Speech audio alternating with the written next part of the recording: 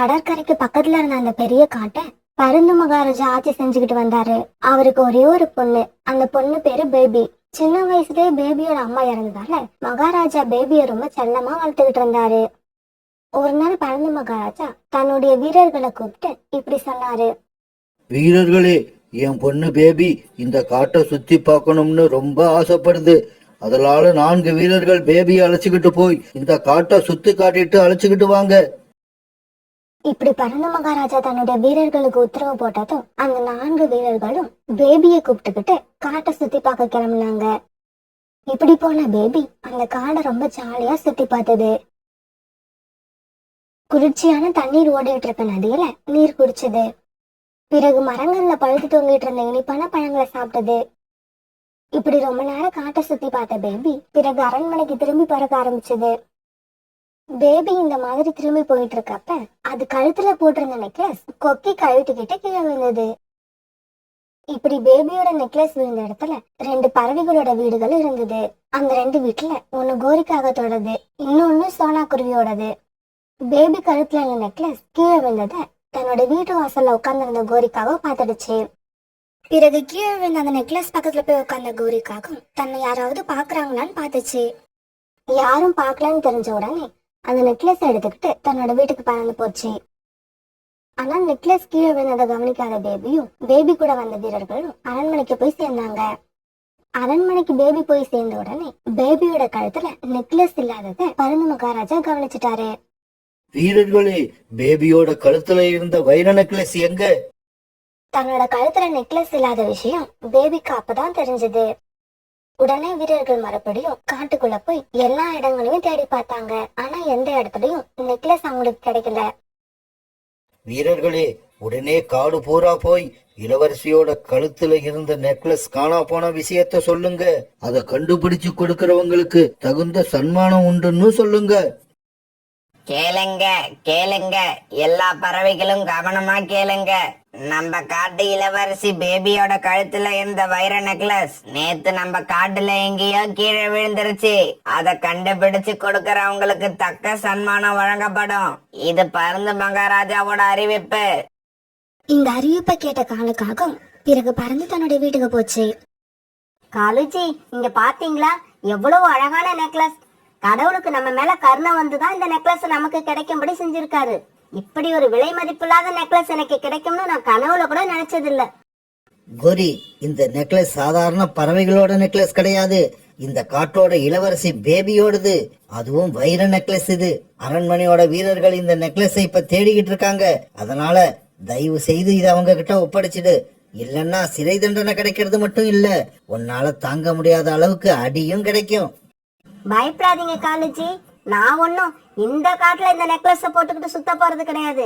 இப்பவே கொண்டு போய் இந்த நெக்லஸ பக்கத்து காட்டுல இருக்கிற எங்க அம்மா கிட்ட கொடுத்து வைக்க போறேன். இன்னும் 1 வருஷம் கழிச்சு இந்த நெக்லஸ எல்லாரும் மறந்துடுவாங்க. அதுக்கப்புறம் இந்த நெக்லஸ் எல்லாம் எங்கேயாவது கொண்டு போய் வித்துட்டு பெரிய பணக்காரங்கள் ஆயிடலாம். கோரி, இந்த நெக்லஸ நாம 1 வருஷம் கழிச்சு விக்கணும்னா அந்த 1 வருஷமும் இந்த நெக்லஸ நாம பயந்து பயந்து பாதுகாக்கணும். 1 வருஷம் கழிச்சு இந்த நெக்லஸ நம்ம வித்தா கூட எப்ப இந்த உண்மை மகாராஜாவுக்கு தெரியுமோங்கிற பயம் நம்ம மனசை அரிச்சுக்கிட்டே இருக்கும். அதுக்கும் பதிலா இந்த நெக்லஸ நாம இப்பவே அரண்மனையில ஒப்படைச்சிட்டு அவங்க கொடுக்கற வெகுமதியை வாங்கிப்போம். காலுஜி, இந்த கோரியோட கனவை எல்லாம் நனவாக்குறதுக்கு அரண்மனையில வெகுமதி என்ற பெயர்ல கொடுக்கற பிச்சை காசு பத்தாது. இந்த நெக்லஸ வித்தாதான் என்னோட ஆசைகளை பாதியாவது நிறைவேறும். கோரி, நீ 1000 தான் சொல்லு, அரண்மனை வீரர்கள் இந்த விஷயத்த சாதாரணமா விட்டுற மாட்டாங்க. நெக்லஸ் கிடைக்கிற வரைக்கும் தேடிக்கிட்டு தான் இருப்பாங்க. காலுஜி, அரண்மனை வீரர்களோட கவனத்தை திசை திருப்பவும் என்கிட்ட ஒரு ஐடியா இருக்கு. அப்படியா? என்னது? என் கூட கொஞ்சம் அரண்மனை வரைக்கும் வாங்க. அந்த ஐடியா என்னன்னு தன்னால புரியும் உங்களுக்கு. கோரி, உன் கூட சேர்ந்து வர்றதுக்கே எனக்கு பயமா இருக்கு. காலுஜி, என்ன இப்படி சொல்றீங்க? நாம 2 பேரும் கணவன் மனைவி. இன்பம் துன்பம் எது வந்தாலும் நமக்கு ஆளுக்கு பாதி. மகாராஜா, இளவரசியோட நெக்லஸ் காணாம போனது பத்தி உங்ககிட்ட ஒரு முக்கியமான விஷயம் சொல்லணும். அப்படியா? கோரி, சீக்கிரம் சொல்லு. அந்த நெக்லஸ் எங்க இருக்கு? யார்கிட்ட இருக்கு? மகாராஜா, பேபியோட நெக்லஸ் காணாம போன அன்னைக்கு நான் என்னோட வீட்டு வாசல்ல தான் உட்கார்ந்து இருந்தேன். அப்ப சோனா குருவி தரையில இருந்து ஏதோ ஒரு பொருளை எடுத்துக்கிட்டு தன்னோட வீட்டுக்கு போனதை பார்த்தேன். அது நெக்லஸா என்னன்னு எனக்கு சரியா தெரியாது, ஆனா அது நெக்லஸா இருக்கவும் சான்ஸ் இருக்கு. வீரர்களே, உடனே போங்க, சோனா குருவி வீட்டை சோதனை போட்டு அந்த நெக்லஸை எடுத்துக்கிட்டு வாங்க. பிறகு வீரர்கள் சோனா குருவி வீட்டுக்கு போய் சோதனை போட்டாங்க. ஆனா இப்படி சோதனை போட்ட வீரர்களுக்கு நெக்லஸ் கிடைக்கல. உடனே சோனா குருவி அரண்மனைக்கு அழைச்சிட்டு போனாங்க. மகாராஜா, நான் உண்மையை சொல்றேன், இளவரசியோட நெக்லஸ் நான் எடுக்கவும் இல்ல, அது எங்க வீட்லயும் இல்ல, நான் அப்படிப்பட்ட திருட்டு பறவையும் கிடையாது. சோனா, உன் மேல நானா சந்தேகப்பட்டு உன்னோட வீட்டை சோதனை போட சொல்லல. உன் வீட்டுக்கு பக்கத்துல குடியிருக்கிற கோரிக்காகத்தான் நீ நெக்லஸை எடுத்திருக்கலாம்னு தனக்கு சந்தேகம் இருக்கிறதா என்கிட்ட சொல்லுச்சு. காலுச்சி, இந்நேரம் அரண்மனை வீரர்கள் நெக்லஸ் எங்க வச்சிருக்க சொல்லு சொல்லுன்னு கேட்டு சோனா குருவிய சாட்டையால அடிச்சுக்கிட்டு இருப்பாங்க. அப்புறம் இன்னொரு விஷயம், இந்த நெக்லஸ் இதுக்கு மேலேயே நம்ம வீட்டுல இருக்கிறது நமக்கு ஆபத்து. அதனால இதை நான் கொண்டு போய் எங்க அம்மா வீட்டுல கொடுத்துட்டு வந்துடுறேன்.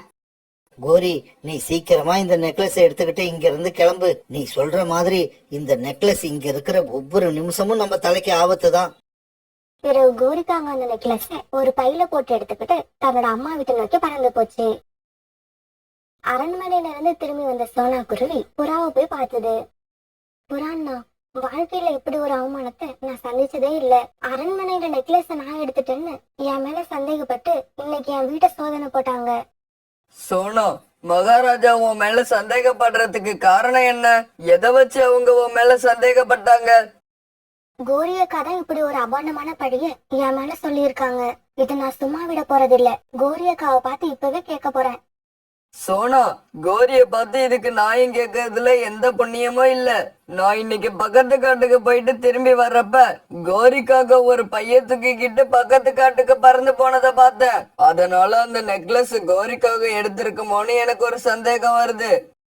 அப்பனா உடனே வாங்க, கோரியக்காவோட அம்மா வீட்டு வரைக்கும் போய் அங்க என்ன நடக்குதுன்னு பாத்துட்டு வருவோம். இப்படி போன இவங்க கோரியோட அம்மா வீட்டுக்கு பக்கத்துல இருந்த ஒரு மரத்துல மறைஞ்சிருந்து அங்க என்ன நடக்குதுன்னு பார்த்தாங்க. கோரி, வாமா வா, என்ன சொல்லாம கொள்ளாம திடீர்னு வந்திருக்க? ஆமா, இந்த பை உள்ள என்ன இருக்கு? அம்மா, சத்தம் போடாம பேசு. இந்த பைக்குள்ள எங்க காட்டு இளவரசி பேபியோட வைர நெக்லஸ் இருக்கு. அது கொஞ்ச நாளைக்கு இங்கேயே இருக்கட்டும். அப்புறம் இந்த வைர நெக்லஸ் இங்க இருக்கிற விஷயம் யாருக்கும் தெரியக்கூடாது. என்னம்மா கோரி, இப்ப மறுபடியும் திருட ஆரம்பிச்சிட்டியா? அந்த தொழில் உனக்கு வேண்டாமா? அது எப்பவுமே ஆபத்து. ஐயோ அம்மா, நான் இந்த நெக்லஸ திருடல, இத கீழே கடந்துதான் எடுத்தேன். ஆனா இத நான் அரண்மனையில ஒப்படைக்க போறதில்ல, அவ்வளவுதான் விஷயம். கொஞ்ச நாள் ஆனதுக்கு அப்புறம் இத வித்தா நாமெல்லாம் பெரிய பணக்காரங்கள் ஆயிடலாம். சோனா, எனக்கு என்னவோ கோரி அந்த நெக்லஸ் அவங்க அம்மா வீட்டுல மறைச்சு வச்சுட்டு போலான்னு வந்திருக்கோம்னு நினைக்கிறேன். இருக்கலாம் புராணா. கோரியக்கா திரும்பி போகும்போது அவங்க வெறுங்கையோட வந்தா கண்டிப்பா இளவரசியோட நெக்லஸ் கோரியக்காவோட அம்மா வீட்டுல இருக்குன்னு தான் அர்த்தம். அம்மா, அப்புறம் இன்னொரு விஷயம், இந்த நெக்லஸ் இங்க இருக்கிறது என்னோட தங்கச்சி வெள்ளையம்மாவுக்கு தெரிய வேண்டாம். தெரிஞ்சா அவ இந்த நெக்லஸ் எடுத்து போட்டு பார்க்கணும்னு ஆசைப்படுவா. இப்படி தன்னோட அம்மா கிட்ட சொன்ன கோரிக்காக்கும் பிறகு வீட்டை விட்டு வெளியே வந்து தன்னோட காட்டை நோக்கி பறந்து போச்சு. புராணா, நாம நினைச்ச மாதிரியே கோரியக்கா இளவரசியோட நெக்லஸ இங்கதான் கொடுத்து வச்சுட்டு போறாங்க. இப்ப அந்த நெக்லஸ் நம்ம எப்படி வெளியில கொண்டு வர்றது? சோனா, எனக்கு ஒரு ஐடியா வருது. நாம அதுபடி நடந்தா இளவரசியோட நெக்லஸ் கோரியோட அம்மா வீட்டுல இருந்தா அது கண்டிப்பா வெளியே வந்துரும். இப்படி சொன்ன புறா தன்னோட ஐடியாவையும் சோனா குருவி கிட்ட சொல்லுச்சு. புறாண்ணா, உங்க ஐடியா கண்டிப்பா சக்சஸ் ஆகும், சீக்கிரம் வாங்க போவோம். இப்படி பேசிக்கிட்ட சோனா குருவியும் புறாவும் பிறகு கோரிக்காகத்தோட அம்மா வீட்டுக்கு போனாங்க. ஆமா, யார் நீங்க? யார பார்க்க இங்க வந்தீங்க? அம்மா, நாங்க தூரமா உள்ள காட்டுல இருந்து வரோம். நாங்க இமயமலைக்கு பக்கத்துல உள்ள காட்டுக்கு போயாகணும். ஆனா அங்க போறதுக்கான வழி எங்களுக்கு மறந்து போச்சு. அதனாலதான் உங்களை பார்த்து வழி கேட்டுட்டு போலான்னு வந்தோம். இவங்க இப்படி கேட்ட உடனே கோரிக்காகத்தோட அம்மா வீட்டுக்கு வெளியில வந்து இவங்களுக்கு வழி காமிச்சாங்க. நான் சொன்ன வழியில பறந்து போனீங்கன்னா சீக்கிரமாவே இமயமலைக்கு பக்கத்துல உள்ள காட்டுக்கு போய் சேர்ந்துடலாம். சரிம்மா, நாங்க கிளம்புறோம். அப்புறம் வீட்டை தாழ்பால் போட்டுக்கிட்டு பத்திரமா உள்ள இருங்க. ஏன் புறா, எதுக்காக அப்படி சொல்ற? அது வேற ஒண்ணும் இல்லம்மா, பக்கத்து காட்டு இளவரசி பேபியோட வைர நெக்லஸ் திருட்டு போயிடுச்சான். அதை தேடிக்கிட்டு இப்ப இந்த காட்டுக்கும் அரண்மனை வீரர்கள் வந்திருக்காங்க. இந்த காட்டுல உள்ள ஒவ்வொரு வீடா செக் பண்ணிக்கிட்டு வராங்க. ஆமாமா, அவங்க கிட்டத்தட்ட 10 வீரர்களுக்கு மேல இருக்காங்க. அவங்க ரொம்பவும் கோவமா இருக்காங்க. யார் வீட்ல அந்த நெக்லஸ் கிடைச்சாலும் அந்த வீட்ல உள்ளவங்கள அடிச்சே கொன்னுடுவாங்கன்னு நினைக்கிறேன். இதை கேட்ட உடனே கோரியோட அம்மா ரொம்ப பயந்துட்டாங்க. கோரியோட அம்மாவுக்கு முகம் வேர்த்து ஊத்துச்சு. ஏமா உங்க முகம் ஏன் பயந்த மாதிரி இருக்கு? ரொம்ப வேர்த்து வேற ஊத்துது. அது ஒண்ணும் இல்லப்பா, எனக்கு பிளட் பிரஷர் இருக்கு, அதனாலதான் இப்படி. சரி சரி, நீங்க கிளம்புங்க, எனக்கு கொஞ்சம் வேலை இருக்கு. இப்படி சொன்ன கோரிக்காகத்தோட அம்மா உடனே வீட்டுக்குள்ள போய் கதவை சாத்திக்கிட்டாங்க. பிறகு புறாவும் சோனாவும் அங்கிருந்து ஒரு மரத்துக்கு பின்னாடி மறைஞ்சிருந்து கோரியோட வீட்டை கண்காணிக்க ஆரம்பிச்சாங்க. சோனா, நாம நினைச்ச மாதிரி வைரல் நெக்லஸ் கோரியோட அம்மா கிட்ட இருந்துச்சுன்னா அதை எடுத்து வேற எங்கேயாவது மறைச்சு வைக்க வெளியில போவாங்க, இல்ல அதை தூக்கி வீட்டுக்கு வெளியில எரிஞ்சிருவாங்க. இந்த ரெண்டுத்துல ஒண்ணு கண்டிப்பா நடக்கும் பாரு. புறா இப்படி சோனா குருவி கிட்ட சொல்லிக்கிட்டு இருக்கும் போது கோரியோட அம்மா வீட்டுல இருந்து ஒரு பை பக்கத்துல இருந்த புதர் காட்டுக்குள்ள வந்து விழுந்தது. அப்படி பை வந்து விழுந்தத சோனா குருவி புறா ரெண்டு பேருமே பார்த்தாங்க. சோனா, நான் சொல்லல, நான் சொன்ன மாதிரியே நடந்துருச்சு. பிறகு புதர் காட்டுக்குள்ள கடந்த பேபியோட வைர நெக்லஸ் எடுத்துக்கிட்டு சோனா குருவியும் புறாவும் அரண்மனையை நோக்கி பறந்து போனாங்க. அங்க அரண்மனைக்கு போய் பருந்து மகாராஜாவை சந்திச்சு இவங்க வைர நெக்லஸ் அவர்கிட்ட ஒப்படைச்சாங்க. புறா, சோனா குருவி, இந்த வைர நெக்லஸை எடுத்து வச்சிருந்தது யாரு? இது எங்க இருந்தது? பிறகு புறாவும் சோனா குருவியும் நடந்தது எல்லாத்தையும் மகாராஜாவுக்கு எடுத்து சொன்னாங்க. பருந்து மகாராஜா தான் திருநதை மறைக்கிறதுக்கு தான் கோரியக்கா படியை ஏமால சொல்லியிருக்காங்க. வீரர்களே, சீக்கிரமா போங்க. அந்த கோரிக்காகம் எங்க இருந்தாலும் அதை கைது பண்ணி இழுத்துக்கிட்டு வாங்க. மகாராஜா உத்தரவு போட்டபடியே கொஞ்ச நேரத்துல வீரர்கள் கோரிக்காகத்தை கைது பண்ணி அழைச்சிட்டு வந்தாங்க. பிறகு உண்மையை கண்டுபிடிக்கிறதுக்கு ரொம்பவும் உதவியா இருந்த புறாவுக்கும் சோனா குருவிக்கும் நிறைய வெகுமதிகள் அரசர் கொடுத்தாரு. பருந்து மகாராஜா, என்ன மட்டும் கைது பண்ணி கொண்டு வந்துட்டீங்க, என்னோட கணவர் காலுக்காக எங்க, அவரை ஏன் கைது பண்ணல? கோரி, காலுக்காகத்தையும் கைது பண்ண தனியா ஆட்களை அனுப்பியிருக்க. இந்நேரம் கைது பண்ணி அழைச்சுக்கிட்டு வந்துகிட்டு இருப்பாங்க. வீரர்களே, என்ன இன்னும் வேடிக்கை பார்த்துக்கிட்டு நிக்கிறீங்க? இந்த கோரிக்காகத்தை கொண்டு போய் பாதாள சிறையில அடைங்க. ரொம்ப நன்றி மகாராஜா. பேச்சு துணைக்க கூட ஆள் இல்லாம தனியா ரொம்ப கஷ்டப்படுவோம்னு நினைச்சு பயந்து போயிருந்தேன். விட்டு வெளியே போயிருந்த ராணா குருவி அப்பதான் தன்னோட வீட்டுக்கு திரும்பி வந்தது.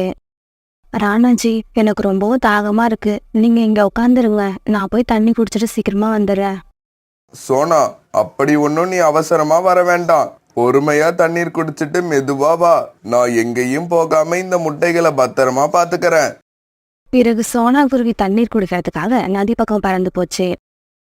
சோனா போய் கொஞ்ச நேரத்துல அந்த முட்டைகள் மெதுவா அசைய ஆரம்பிச்சது. முட்டைகள் இப்படி அசையறத பார்த்த ராணா குருவி பயந்து போயிடுச்சு. உடனே தன்னோட அம்மாவை கூப்பிட பக்கத்து ரூமுக்கு பறந்து போச்சு. அம்மா அம்மா, சீக்கிரம் வந்து பாருங்க, முட்டைகள் ரெண்டும் ஆடிக்கிட்டு இருக்கு. சோனா வேற வீட்ல இல்ல. எனக்கு என்ன பண்றதுன்னே தெரியல. ராணா குருவி சொன்னதை கேட்ட அவங்க அம்மாவும் பிறகு முட்டைகள் இருக்க இடத்துக்கு வந்தாங்க. டேய் ராணா, இது வேற ஒண்ணும் இல்லடா, முட்டையில இருந்து குழந்தைங்க வெளியே வரப்போகுது, அதனாலதான் முட்டை இப்படி ஆடுது. ராணாவோட அம்மா இப்படி சொன்ன கொஞ்ச நேரத்துல அந்த முட்டைகள்ல இருந்து ஒரு ஆண் குழந்தையும் ஒரு பெண் குழந்தையும் வெளியே வந்தாங்க. அம்மா அம்மா, என்னோட குழந்தைங்கள பாருங்க. ஒரு ஆண் குழந்தை, ஒரு பெண் குழந்தை, ரெண்டு பேருமே அழகா இருக்காங்க. நான் ரொம்ப சந்தோஷமா இருக்கேன். ரெண்டுமே ஆண் குழந்தையா பிறந்திருந்தா நானும் சந்தோஷப்பட்டு இருப்பேன். அதுல ஒண்ணு பொண்ணா போயிடுச்சு, என்னால எப்படி சந்தோஷப்பட முடியும்? சரி சரி, ஏதாவது தப்பு நடந்துருச்சுன்னா அதை நாம தான் சரி பண்ணி ஆகணும். அந்த பெண் குழந்தைய என்கிட்ட கொடு. அம்மா, எதுக்காக நீங்க அந்த குழந்தைய கேக்குறீங்க? இங்க பாருடா, குழந்தைய கொண்டு போய் எங்கேயாவது தூரமா விட்டுட்டு வந்துடுறேன். சோனா இப்ப வீட்ல இல்ல, இதுதான் நமக்கு நல்ல சந்தர்ப்பம். அவ வீட்ல இருந்திருந்தா நம்மள 1000 கேள்வி கேட்பா. அம்மா, அவ என்னோட மக. அவளை நான் எங்கேயும் அனுப்ப மாட்டேன். டேய் ராணா, என்னை எதிர்த்து பேசுற அளவுக்கு நீ வந்துட்டியா? வாய மூடிக்கிட்டு பேசாம இரு. எது நல்லது எது கெட்டதுன்னு எனக்கு தெரியும். மீனாட்சி அம்மா இப்படி கோவமா சொன்ன உடனே ராணா அதுக்கு பிறகு எதுவுமே பேசல. உடனே மீனாட்சி அம்மா அந்த சின்ன பெண் குழந்தைய தூக்கிட்டு மலைப்பகுதி நோக்கி பறந்து போனாங்க. தன்னோட அம்மாவை இதுவரைக்கும் ராணா குருவி எதிர்த்து பேசினதே கிடையாது. ஆனா இப்ப தன்னோட அம்மா செய்யற காரியம் ரொம்ப தப்புன்னு ராணா குருவிக்கு தெரிஞ்சாலும் அவங்க அம்மாவை எதிர்த்து பேச முடியல. அதனால கண்ணீர் விட்டு அழுதுகிட்டே இருந்தது. இந்த பெண் குழந்தைய எங்கேயாவது கொண்டு போய் தூரமா விட்டுட்டு வந்துடணும். அதாவது அது மறுபடியும் நம்ம வீட்டுக்கு வந்துடவே கூடாது. இப்படி யோசிச்சுக்கிட்டே பறந்து போன மீனாட்சி அம்மா மலைப்பகுதியில இருந்த ஒரு மரத்தடியில அந்த குழந்தைய இறக்கி விட்டாங்க. இப்படி அந்த சின்ன பெண் குழந்தைய கழுகுகள் வாழ்ற இடத்துல தனியா விட்டுட்டு மீனாட்சி அம்மா தன்னோட வீட்டுக்கு பறந்து போனாங்க. அத்தை, நீங்க இவ்வளவு நேரம் எங்க போயிட்டு வரீங்க? இன்னொரு குழந்தை எங்கன்னு கேட்டா இவர் எதுவுமே பேசாம அழுதுகிட்டே இருக்காரு. நீங்களாவது சொல்லுங்க, இன்னொரு குழந்தை எங்க? அது ஆண் குழந்தையா பெண் குழந்தையா? அந்த குழந்தைய நான் இப்பவே பார்த்தாகணும். சோனா, நான் சொல்றதை கேட்டு தயவு செய்து கண் கலங்காத. உன்னோட இன்னொரு முட்டையிலிருந்து ஒரு பெண் குழந்தை இறந்தே பிறந்துச்சு. என்னது? என்னோட குழந்தை இறந்தே பிறந்துச்சா? பாத்தியா, குழந்தை இறந்து பிறந்த செய்தியை கேட்டதுக்கே இவ்வளவு கஷ்டப்படுற. இந்த நிலைமையில அந்த குழந்தையோட உடம்ப பார்த்தா எவ்வளவு கஷ்டப்படுவ. அதனாலதான் அந்த குழந்தையோட உடலை கொண்டு போய் நதியில விட்டுட்டு வந்த. இப்படி சொன்ன மீனாட்சி அம்மா உடனே கண்ணீர் சிந்தி அழுகுற மாதிரி நடிக்க ஆரம்பிச்சது. மீனாட்சி அம்மாவோட நடிப்பு உண்மை மாதிரி இருந்ததால சோனா குருவி அவங்க சொன்னது உண்மைன்னு நம்பிடுச்சு. உண்மை தெரிஞ்சும் அதை வாய் விட்டு சொல்ல தைரியம் இல்லாத ராணா குருவி அழுதுகிட்டு அப்படியே நின்னுச்சு. அன்னைக்கு சாயங்காலம் ஆச்சு. அந்த சின்ன பெண் குழந்தை எங்க போறதுன்னு தெரியாம அந்த மரத்தடியவே சுத்தி சுத்தி வந்துகிட்டு இருந்தது. அந்த சமயத்துல காய்கறி வியாபாரம் பண்ற ஒரு வயதான புறா வியாபாரத்தை முடிச்சுட்டு காலி கூடைய தூக்கிக்கிட்டு அந்த வழியா பறந்து வந்துகிட்டு இருந்தது. அந்த இடத்துல ஒரு பெண் குருவி குழந்தை தனியா தவிச்சுக்கிட்டு இருக்கதை பார்த்த புறா அந்த குழந்தை கிட்ட போச்சு. இப்படி போன அந்த வயதான புறா அந்த இடத்துல அந்த குழந்தையோட அம்மா அப்பா யாராவது இருக்காங்களான்னு தேடி பார்த்தது. ஆனா அந்த புறாவோட கண்ணுக்கு யாருமே தென்படல. ஒரு சின்ன குழந்தைய இந்த இடத்துல யார் விட்டுட்டு போயிருப்பா? சரி, அது யாரா இருந்தாலும் இருந்துட்டு போகட்டும். இப்ப இந்த குழந்தைய நாம வீட்டுக்கு தூக்கிக்கிட்டு போவோம். குழந்தைக்கு உரியவங்க வந்து கேட்கிற வரைக்கும் இந்த குழந்தை நம்ம வீட்டிலேயே இருக்கட்டும். இப்ப இந்த குழந்தைய நாம இப்படியே விட்டுட்டு போனா இதோட உயிருக்கே ஆபத்து. இப்படி யோசிச்ச அந்த வயதான புறா பிறகு கூடையில அந்த குழந்தைய தூக்கிட்டு தன்னோட வீட்டை நோக்கி பறந்து போச்சு. பிறகு தன்னுடைய வீட்டுக்கு போனதும் வயதான புறா அந்த குழந்தைக்கு சாப்பிட ருசியான பழங்களை கொடுத்தது. இந்த பெண் குழந்தை தான் எவ்வளவு அழகா இருக்கு. இந்த குழந்தைய நாம பியூட்டின்னு கூப்பிடுவோம். இந்த குழந்தைய யாராவது வந்து வாங்கிக்கிட்டு போற வரைக்கும் நாம தான் பத்திரமா கவனிச்சு வளர்க்கணும். இப்படியே சில நாட்கள் நகர்ந்துச்சு. இப்ப குக்கு நல்லா வளர்ந்து பெரியவன் ஆயிட்டான். குக்குவோட அம்மா அப்பா அவனோட பாட்டி எல்லாருமே அவனை நல்லா கவனிச்சுக்கிட்டாங்க. இருந்தாலும் தான் கூட பிறந்த சகோதரி இறந்து போன விஷயத்த சோனா குருவி சொல்லி கேள்விப்பட்ட குக்குவுக்கு அடிக்கடி அந்த சகோதரியோட ஞாபகம் வந்துகிட்டே இருக்கும். தன்னோட சகோதரி ஞாபகம் வந்துருச்சுன்னா குக்கு அந்த சமயத்துல யாரு கூடவும் பேசாம ஒரு இடத்துல போய் மௌனமா உட்காந்துருப்பான். ஜக்கு, இன்னும் 2 நாள்ல ரக்ஷா பந்தன் வரப்போகுது.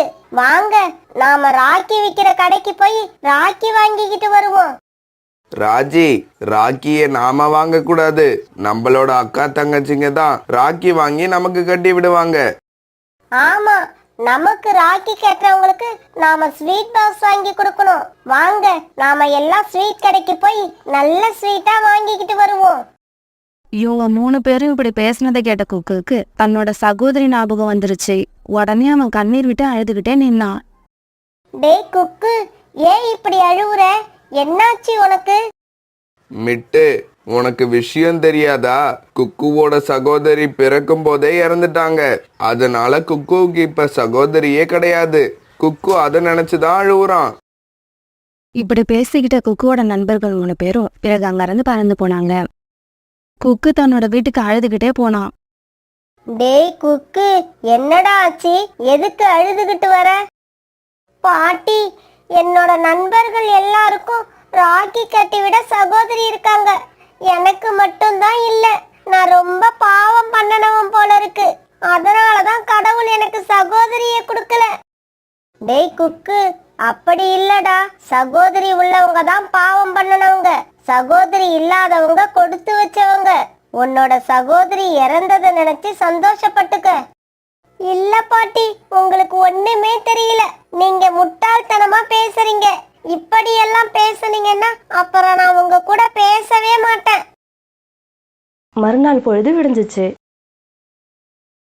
பொழுது விடிஞ்சு ரொம்ப நேரம் ஆகியும் அன்னைக்கு அந்த வயதான புறா ஏந்திரிக்கவே இல்லை. அன்னைக்கு அந்த புறாவுக்கு ரொம்பவும் காய்ச்சலா இருந்தது. பெரியப்பா, உங்களுக்கு ரொம்பவும் காய்ச்சலா இருக்கு. இன்னைக்கு நீங்க வியாபாரத்துக்கு போக வேண்டாம்.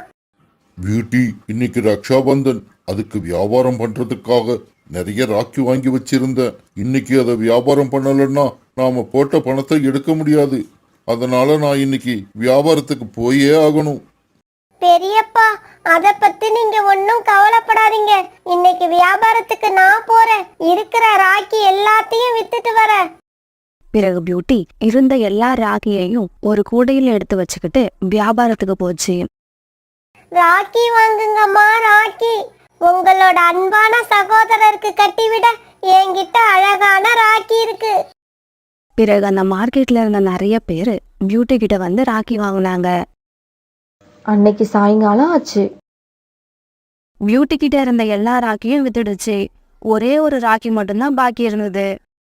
பியூட்டி உடனே அந்த கூடையை தூக்கிட்டு மறுபடியும் தன்னோட வீட்டுக்கு பறந்து போச்சு. அந்த சமயத்துல குக்கு தன்னோட வீட்டு வாசல்ல சோகமா உட்கார்ந்திருந்தான். குக்குவோட சோகமான முகத்தை பார்த்த பியூட்டி உடனே குக்கு கிட்ட போச்சு. தம்பி, நான் எடுத்துக்கிட்டு வந்த எல்லா ராக்கியையும் வித்துட்டேன். இந்த ஒரே ஒரு ராக்கி தான் என்கிட்ட பாக்கி இருக்கு. பியூட்டி தன்னை தம்பின்னு கூப்பிட்டதும் குக்குவுக்கு ரொம்ப சந்தோஷமா இருந்தது. அவனோட கண்ல இருந்து அவனையும் அறியாம கண்ணீர் வந்துடுச்சு. அக்கா, அந்த ராக்கியை எனக்கு கொடுங்க. குக்கு இப்படி கேட்டதும் பியூட்டியும் அந்த ராக்கி எடுத்து குக்கு கிட்ட கொடுத்தது. அக்கா, நீங்க என்ன தம்பின்னு கூப்பிட்டதாலதான் நான் இந்த ராக்கியை உங்ககிட்ட இருந்து வாங்கினேன். ஆனா எனக்கு சகோதரி யாருமே கிடையாது. நீங்க என்ன தம்பின்னு கூப்பிட்டதால இந்த ராக்கியை நீங்களே எனக்கு கட்டி விடுறீங்களா? தம்பி, எனக்கும் அண்ணன் தம்பி யாரும் கிடையாது. நீ இப்படி கேட்டது எனக்கு ரொம்ப சந்தோஷமா இருக்கு. இந்த ராக்கியை உனக்கு நானே கட்டி விடுறேன். இப்படி சொன்ன பியூட்டி பிறகு குக்குவுக்கு அந்த ராக்கியை கட்டி விட்டது. அக்கா, கொஞ்சம் வீட்டுக்குள்ள வாங்க. நான் உங்களுக்கு ஒரு பரிசு கொடுக்க ஆசைப்படுறேன். இப்படி சொல்லி பியூட்டிய வீட்டுக்குள்ள அழைச்சிட்டு போன குக்கு வீட்டுல இருந்த ஸ்வீட் பாக்ஸை எடுத்து பியூட்டி கிட்ட கொடுத்தான். அந்த சமயத்துல வெளியே போயிருந்த ராணா குருவி, சோனா குருவி, குக்குவோட பாட்டி இவங்க 3 பேரும் வீட்டுக்குள்ள வந்தாங்க. குக்கு, இந்த பொண்ணு யாரு? இவள பாக்குறதுக்கு உன்னோட அக்கா மாதிரியே இருக்கு. உடனே வந்தவங்க கிட்ட குக்கு நடந்த கதை எல்லாத்தையும் சொன்னான். ராணா குருவிக்கு பியூட்டிய பார்த்த உடனே இது நம்ம குழந்தையா இருக்குமோன்னு சந்தேகம் வந்துருச்சு. பாப்பா, நீ ரொம்ப அழகா இருக்க. உன்னோட அப்பா அம்மா யாரு? என்னோட பேரு பியூட்டி. இப்படி ஆரம்பிச்ச பியூட்டி தன்னோட கதை எல்லாத்தையும் சொல்லி முடிச்சது. என்னோட அப்பாவும் அம்மாவும் நான் தேவையில்லைன்னு நினைச்சு என்னை கொண்டு போய் மலைப்பகுதியில விட்டு இருக்காங்க. அந்த அளவுக்கு நான் என்ன தப்பு பண்ணனேன்னு எனக்கு தெரியல. குக்குவோட அப்பா, இவளை பார்க்கும்போது குக்குவோட சகோதரி மாதிரியே இருக்கா. பேசாம இவளை வளர்க்குறவங்க கிட்ட போய் சொல்லிட்டு இவளை நாமளே நம்ம வீட்டுக்கு அழைச்சிட்டு வந்துருவோம். சோனா குருவி இப்படி சொன்னதும் மீனாட்சி அம்மாவுக்கு கோபம் வந்துருச்சு. சோனா, உனக்கு என்ன பைத்தியமா பிடிச்சிருக்கு? ஒரு பெண் குழந்தை நம்ம வீட்டுக்கு தேவையில்லை. அதனால யாரும் அதை பத்தி எதுவும் பேசாதீங்க. அம்மா, உங்களுக்கு பயந்து இவ்வளவு நாளா நான் பேசாம இருந்தேன். ஆனா இதுக்கப்புறம் அப்படி இருக்க மாட்டேன். சோனா, பியூட்டி வேற யாரும் இல்ல, இவ நம்மளோட குழந்தை தான். இவ பிறந்த உடனே அவளை மலைப்பகுதியில கொண்டு போய் விட்டுட்டு வந்தது வேற யாரும் இல்ல, என்னோட அம்மா தான். இதுக்கப்புறம் குக்கு தனியா வாழணும்னு அவசியம் இல்ல. அவன் தன்னோட சகோதரி கூட தான் வாழ போறான். குக்குவோட அப்பா, என்ன சொல்றீங்க? பியூட்டி நம்மளோட பொண்ணா? இப்படி சொன்ன சோனா குருவி பியூட்டியை தன்னோட ரெக்கையால தூக்கிக்கிச்சு. அத்தை, பியூட்டி விஷயத்துல ரொம்பவும் கேவலமா நடந்துகிட்டு இருக்கீங்க. என்னோட பொண்ணு இந்த வீட்டுல தான் இருப்பா. உங்களால என்ன செய்ய முடியுமோ செஞ்சுக்குங்க. ஆமாம்மா, பியூட்டி இனிமே இந்த வீட்டுல தான் இருக்க போறா. அதுக்கு தக்கபடி உங்க மனசை மாத்திக்கோங்க. மனசை மாத்திக்க முடியலன்னா இருக்கிற இடத்த மாத்திக்கிட்டு போயிடுங்க.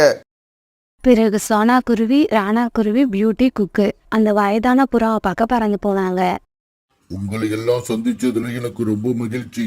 எனக்கு ரொம்ப வயசானதால இதுக்கப்புறம் பியூட்டியோட நிலைமை என்ன ஆகுமோன்னு ரொம்ப கவலைப்பட்டேன். இதுக்கப்புறம் எனக்கு அந்த கவலை இல்லை.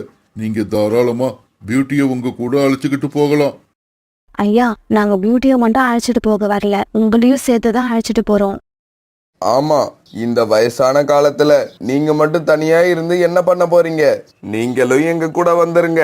எங்க குழந்தைய இத்தனை நாள் பத்திரமா பாத்துக்கிட்ட உங்களை இதுக்கப்புறம் பாத்துக்க வேண்டிய பொறுப்பு எங்களோடது. பிறகு எல்லாருமே ரொம்ப சந்தோஷமா சோனா குருவி வீட்டை நோக்கி பறக்க ஆரம்பிச்சாங்க.